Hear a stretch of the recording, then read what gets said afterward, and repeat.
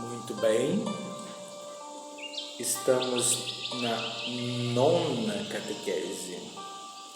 E na nona catequese nós vamos falar dos sacramentos de missão ou de serviço, né? Sacramento de missão ou sacramento de serviço. Quantos será estes sacramentos, né? Lembra-se que nós já falamos do sacramento da iniciação. Sacramentos da iniciação é o sacramento do batismo, da crisma e da primeira comunhão. Da vez passada falávamos dos sacramentos de cura, o sacramento da penitência, que é da confissão, e o sacramento da unção dos enfermos, esse para os doentes, né? E aí sobrou para nós mais dois sacramentos, né? Que nós vamos falar no dia de hoje. Os sacramentos que nós vamos falar de hoje são o sacramento do matrimônio e o sacramento da ordem, que é o sacramento de comunhão ou o sacramento de missão, de serviço, né? Ordem e matrimônio. Só lembrando um detalhe para vocês. Nenhuma pessoa recebe os 7 sacramentos, porque quem casou não vai para o sacramento da ordem, e quem ordenou não vai casar, né? Então recebe apenas 6 sacramentos, né? As mulheres não têm nem possibilidade de receber 6 sacramentos, né? As mulheres não recebem o sacramento da ordem, só recebe até o sacramento do matrimônio, porque o sacramento da ordem é o sacramento só para os homens. Agora, se você me perguntasse, por que isso? Porque Deus quis assim, e Ele fez assim, né? Ele chamou para este trabalho, para essa missão de completa consagração, de serviço, de entrega ao altar, apenas os homens. Foi Ele que quis assim, então não tem questionamento, né?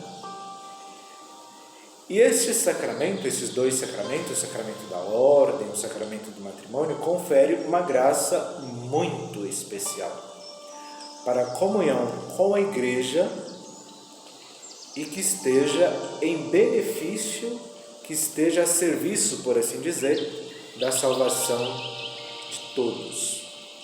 Tanto o padre quanto o senhor, a senhora casado, eles têm este dever, né?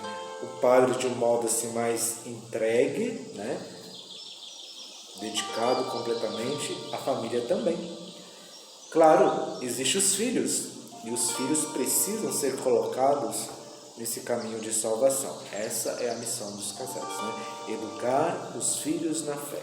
E o padre educar todo mundo na fé, principalmente aqueles que são batizados, né? Estes 2 sacramentos, eles desenvolvem a missão da igreja. E qual que é a missão da igreja? Edificar o povo de Deus. Edificar a igreja, porque a igreja é o povo de Deus, né? O sacramento da ordem. O que é o sacramento da ordem? É um sacramento de especial consagração pelo dom do Espírito Santo, que exerce o poder de Cristo.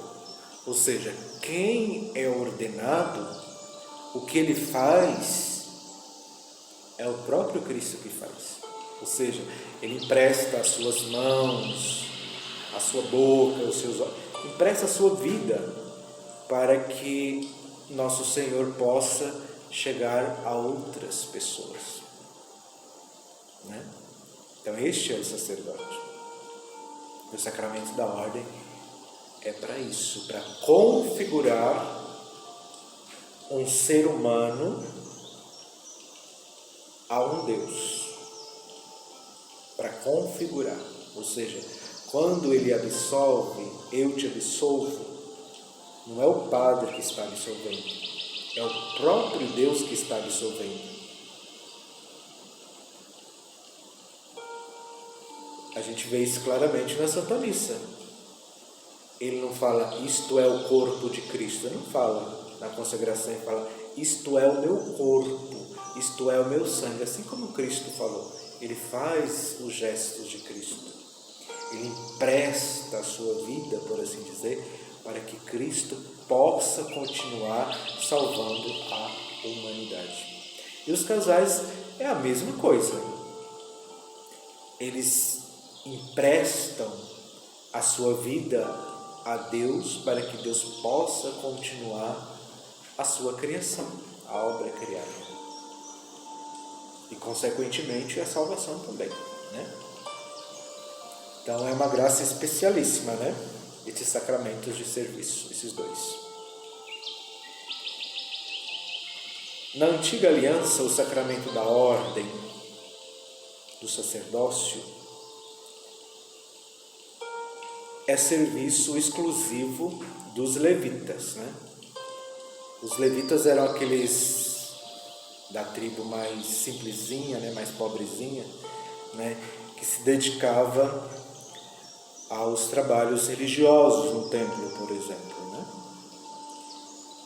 Números 11, 25. Essa história vocês podem encontrar lá, né? E isso tem o seu cume, como sempre, né? Começa no Antigo Testamento, tem o cume no Novo Testamento, no caso, o próprio Cristo, né? Tem o seu cume em Cristo, né? O sacerdócio. 1 Timóteo 2,5, Hebreus 5,10, né? Os graus do sacramento da ordem. Vocês sabem quais são os graus do sacramento da ordem? Primeiro, o episcopado. Segundo, o presbiterado. Terceiro, o diaconato. Bispo, padre, diácono. O primeiro grau é o do bispo, o segundo é do padre, do sacerdote, do presbítero, e o terceiro é do diácono, né? É claro que a gente recebe esse sacramento da ordem, a gente recebe ele, eu poderia dizer assim, em 3 momentos, né? Primeiro sendo diácono, depois sendo padre e depois sendo bispo. É claro que nem todo diácono vai ser padre e nem todo padre vai ser bispo. Isso é óbvio, né? Mas a plenitude do sacramento da ordem, quem tem, é o bispo. E todos os padres e diáconos estão submissos a um bispo, que tem a plenitude do sacramento. Ou seja, nós somos os ajudantes do Senhor Bispo, né? Os padres e os diáconos ainda de um modo muito mais direto, né? E o efeito do sacramento do episcopado, né? Dos bispos, plenitude do sacramento da ordem, sucessor dos apóstolos, pertence a um colégio, com ofício, e qual é o ofício do bispo? Ensinar, santificar e reger. Sacerdote, profeta e rei. A obrigação do bispo, o dever dele, o ofício dele. E o ofício do padre? Agir em nome de Cristo. É claro que o bispo também faz isso, ele age em nome de Cristo. Mas ele só age em nome de Cristo, o sacerdote, em união com o bispo. E o bispo tem o dever e a obrigação de anunciar o Evangelho, celebrar a Santa Missa e administrar os sacramentos. E esse dever dele, ele divide com os sacerdotes também. Então, os sacerdotes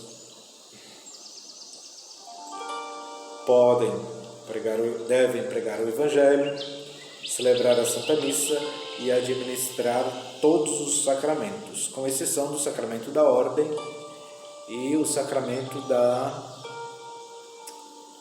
sacramento do crisma, mas o sacramento do crisma o sacerdote também pode administrar se o bispo o nomear, né, ou indicar para isso, né?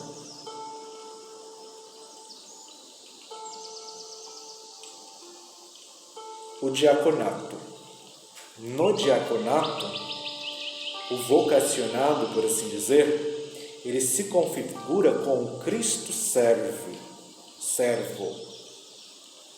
e exerce o seu ministério sob a autoridade do seu bispo, E como é conferido o sacramento da ordem? Imposição das mãos. Lembra que eu disse que no sacramento do batismo tem imposição das mãos, no sacramento do crisma tem imposição das mãos, no sacramento da unção dos enfermos eu não falei, mas também tem a imposição das mãos. Na Santa Missa, na hora da consagração, imposição das mãos, né? Então, para o sacramento da ordem ser conferido, existe em primeiro momento a imposição das mãos de quem? Do senhor bispo. Onde? Sob a cabeça do que está sendo ordenado. E aí ele faz a oração específica do sacramento da ordem, que é a oração consacratória. E evoca, né? Impondo as mãos, está invocando quem? O Espírito Santo. Toda vez que um sacerdote ou um bispo impõe as mãos, ele está invocando o Espírito Santo. E quem pode conferir esse sacramento e quem pode receber? Quem pode conferir esse sacramento, o sacramento da ordem, é o senhor bispo, já foi dito, né? E quem pode receber? Somente os homens devidamente preparados e chamados para este estado de vida. Os homens, não as mulheres. E o que exige, eu vou deixar para vocês procurar na Sagrada Escritura. Mateus 19, 12. O que é exigido para o sacramento da ordem? Vocês procurem ler lá em Mateus 19, 12. E depois vocês me dizem, tá bom? Eu não vou dar tudo de mão beijadas para vocês, não. Tem que estudar um pouquinho também, né? Mateus 19, 12. O que exige para o sacramento da ordem? Efeitos do sacramento da ordem. Primeiro, a efusão do Espírito Santo. Isso é muito importante, né? Uma vez tendo a efusão do Espírito Santo, o moço lá, o rapaz, né? Ele se configura com Cristo, ou seja, este sacramento também confere um caráter, né? Um caráter indelével, que não pode ser tirado nem repetido, né? E a autoridade do sacerdote ministerial? Porque todos os batizados, eles fazem parte do sacerdócio comum. Mas o que é ordenado, o sacerdócio dele é ministerial, né? E se é ministerial, ele age em nome de Cristo, né? Eu te absolvo, é o Cristo que absolve. Eu não te absolvo, é Cristo que não absolve, né? Ótimo, aí está o sacramento da ordem. Vamos ver agora sobre o sacramento do matrimônio, que às vezes pouquíssimas pessoas dão valor a ele, né? Encontrou alguém, achou interessante, quer dividir a vida e simplesmente vão morar juntos, uns às vezes sua casa no civil e fica por aí mesmo. Não, a gente precisa buscar as bênçãos de Deus, né? O sacramento do matrimônio tem uma graça especial que esse sacramento oferece, né? O sacramento do matrimônio é o desígnio de Deus para um homem e uma mulher. Não é dois homens, não é duas mulheres, não é uma mulher e um cachorro, não é um um homem e uma boneca. Não é. É um homem e uma mulher, ponto final. Não tem o terceiro sexo, não. É só dois. Homem e mulher, e assim foi criado e assim é. Tá? As outras coisas é a coisa ruim que fica colocando caraminhola na cabeça e querendo que a gente engula de goela abaixo e querendo que a gente aceite isso. A gente não pode aceitar. Porque não é natural. São imposições. O corpo já mostra quem é que você é, né? Então não adianta você mudar, não adianta você fazer cirurgia. Não adianta você fazer cirurgia do seu corpo, porque está no seu cérebro, na sua cabeça. Você não vai cortar sua cabeça para você que é um homem, quer ser mulher e vai virar. Não adianta. Você vai ser homem. Apesar de você querer ser mulher, você não vai conseguir. E o contrário também, mulher que quer ser homem, não vai ter jeito. Não vai adiantar. Não vai adiantar colocar corpo de borracha, inventar. Não vai adiantar. Vai continuar mulher para sempre e ponto. E pronto, né? Ok. O sacramento do matrimônio, ele só pode ser realizado entre um homem e uma mulher. Isso é bíblico. Isso é regra natural, não tem como mudar. Ah, mas o Papa vai mudar. Não vai. Porque ele não tem poder para isso. Ele não pode mudar e ele não vai mudar e ele não é doido para mudar também, tá? Depois de 2000 anos e 2021 anos, vai mudar agora? Não vai não. Sempre foi assim, sempre vai ser. É uma união de amor entre um homem e uma mulher, com uma finalidade específica: transmitir a vida, cooperar com a obra da criação, para fazer com que a criação permaneça existindo. Deus quer precisar de um homem e de uma mulher. Não é de dois homens e não é de duas mulheres. É um homem e uma mulher. É só assim que dá certo. Entendeu? Mateus 19:6 e Gênesis 1:28. Pode fazer o invertido, tá? Gênesis 1:28 e depois Mateus 19:6. O sacramento do matrimônio foi instituído por Deus, né, para a geração de filhos e para a educação dos mesmos. União e procriação.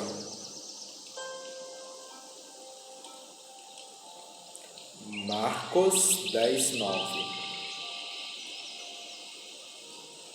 O pecado e o matrimônio.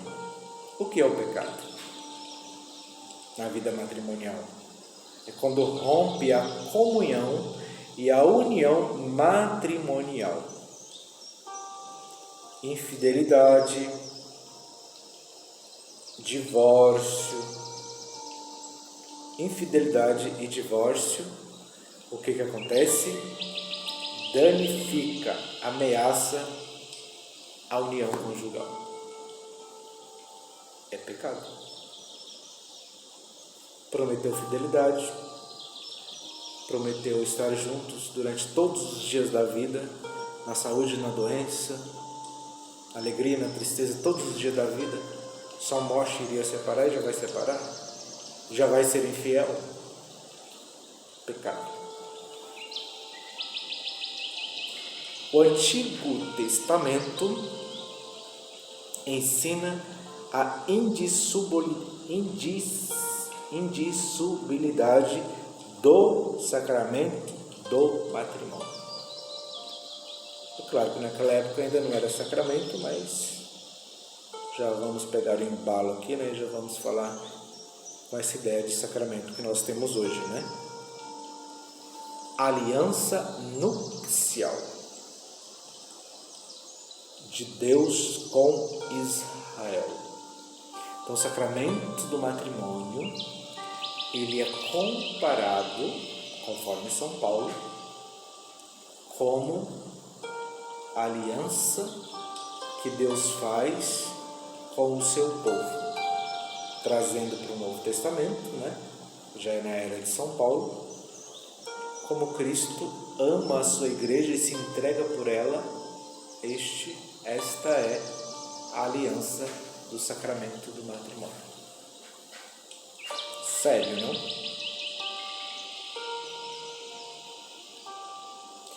A novidade do matrimônio dada por Cristo. Dignidade do amor esponsal pela igreja. Do mesmo jeito que Cristo amou a igreja, o marido deve amar a sua esposa. Sério. Na carta aos Efésios, capítulo 5, versículo 25. Será que o sacramento do matrimônio é uma obrigação para todos? Todos têm a obrigação de receber o sacramento do matrimônio? Não. É um chamado, é uma vocação. Mas não é uma vocação você viver junto e ser casado também não, tá? Primeiro casa, depois vai morar juntos, né?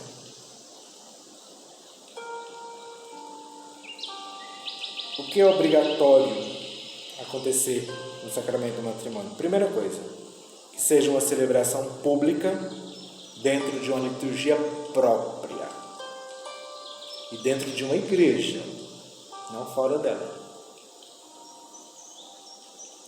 Com a presença de um sacerdote ou de um diácono, né?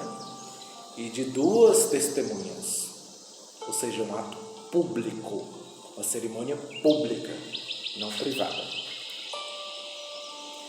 O consenso matrimonial é a vontade expressa do homem e da mulher de se doar, de compartilhar a vida mutuamente e definitivamente, vivendo a fidelidade, aberto à geração de filhos,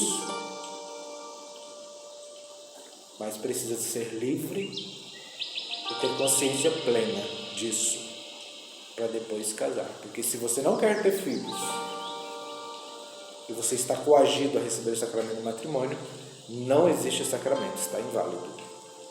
Sim. Raptou alguém para casar com ele, se é uma pessoa querer, inválido também. Matou uma pessoa para contrair matrimônio com a viúva ou com o viúvo, inválido também.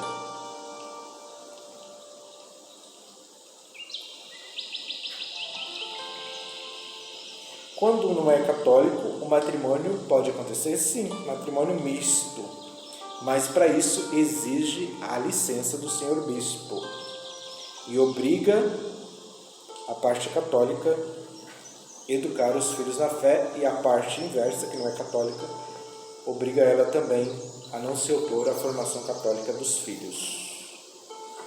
Interessante também, né? Efeitos do matrimônio. Uma vez o matrimônio consumado e ratificado entre 2 batizados, não pode ser dissolvidos em hipótese nenhuma. Só a morte mesmo. Ah, mas ele me traiu. Não. Me traiu, né? Me abandonou, foi morar com outra. Vai viver sozinho. Sim. Infelizmente. Pecados contra o matrimônio. Adultério. Casou e fica por aí pulando a cerca. Grave, viu? Poligamia. Você ter mais de uma família, né? É casado com mulher, tem uma família aqui, outra lá, outra lá, outra lá, né? Ter casos com mais de outras mulheres que não seja a sua própria, né? Rejeição dos filhos, divórcio, tudo isso é pecado contra o matrimônio. A permissão da separação de corpos, a separação física, quando por motivos gravíssimos, né? a coabitação, ou seja, viver juntos, está impossível, aí é permitido a separação, mas não pode contrair nova união. Só se o seu casamento for nulo. E para isso você precisa ir por tribunal eclesiástico. Eles vão dizer que o seu casamento foi nulo ou não. Não anulado, nulo. Ou seja, não existiu. É eles que vão dizer. Mas você vai ter que contar a história direitinho. E os divorciados? Marcos 10, 11 e 12. Olha lá o que diz. Eles podem ir na igreja, eles podem rezar, pode fazer caridade, pode educar os filhos na fé, vai ser um pouco complicado, mas pode. Mas eles não podem receber a comunhão, e nem a absolvição sacramental, e nem podem exercer responsabilidades importantes na igreja. Né? E mesmo assim nós não estamos excluindo ninguém. É porque você prometeu uma coisa e você não cumpriu. Você tem um defeito sacramental aí. Então não pode comungar. Pode ir na igreja, pode fazer obra de caridade, pode rezar, mas não pode comungar e nem pode confessar. Por que eu não posso confessar? Porque você vai continuar vivendo com a pessoa que não é seu marido, vai continuar vivendo com a mulher que não é sua esposa. Você não é casado com ele ou com ela. Então, por isso que não pode confessar e nem pode comungar. Agora, o dia que você decidir, vou viver como irmãos, por exemplo, ou vou separar, vou morar na minha casa, vai morar na casa dele. Pronto. Aí sim. Aí você pode confessar e aí você pode comungar, porque você mudou de atitude. Tá bem? E aí nós concluímos os sacramentos, né? Vamos recordar os sacramentos? Vamos lá. Os sacramentos são 7. Eu vou ler aqui. Na verdade, eu deveria ter feito isso de cor, né? Vamos tentar de cor. Vamos lá. O sacramento do jeito que a gente recebe. Primeiro, batismo. Segundo, primeira confissão. Terceiro, Eucaristia. Quarto, Crisma. Quinto o quê?